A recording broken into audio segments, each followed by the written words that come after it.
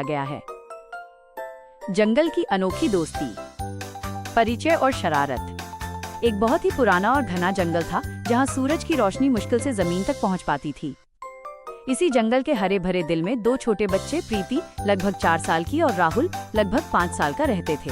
वे इंसानों जैसे दिखते थे, लेकिन जंगल ही उनका खेल का मैदान, उनका घर था।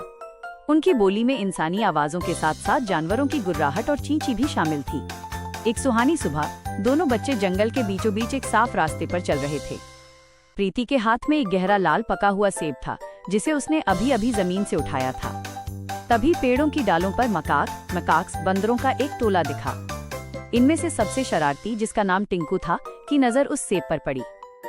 टिंकू फुर्ती से नीचे कूदा। इससे पहले कि प्रीति कुछ समझ पाती, टिंकू ने झटके से सेब छीना और वापस पेड़ पर चढ़ गया। एक ऊंची डाल पर बैठकर सेब को सूंघने लगा। पहला झगड़ा। प्रीति का चेहरा गुस्से से लाल हो गया। उसने नीचे से चिल्लाकर कहा, टिंकू, तुम चोर हो, मेरा खाना वापस करो। टिंकू ने चीची की आवाज निकाली, जो हंसी और चिढ़ाने दोनों का मिश्रण थी।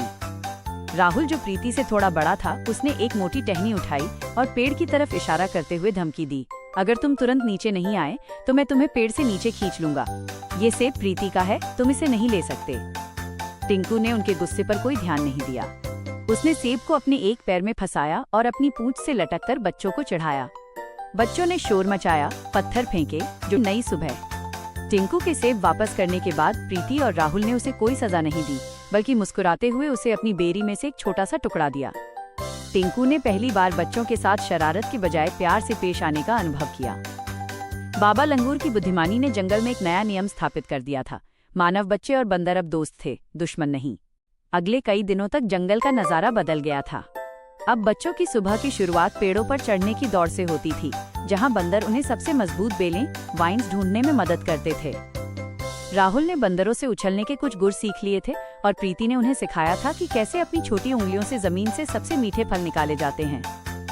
एक खूबसूरत शाम।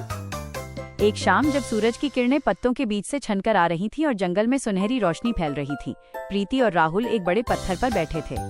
बाबा लंगूर उनके पास शांत मुद्रा में बैठे थे और टिंकू समेत कई छोटे बंदर उनके आसपास उछल कूद कर रहे थे। राहुल ने बाबा से कहा, बाबा, अब मुझे पता चला कि दोस्ती एक सेब से ज्यादा मीठी होती है।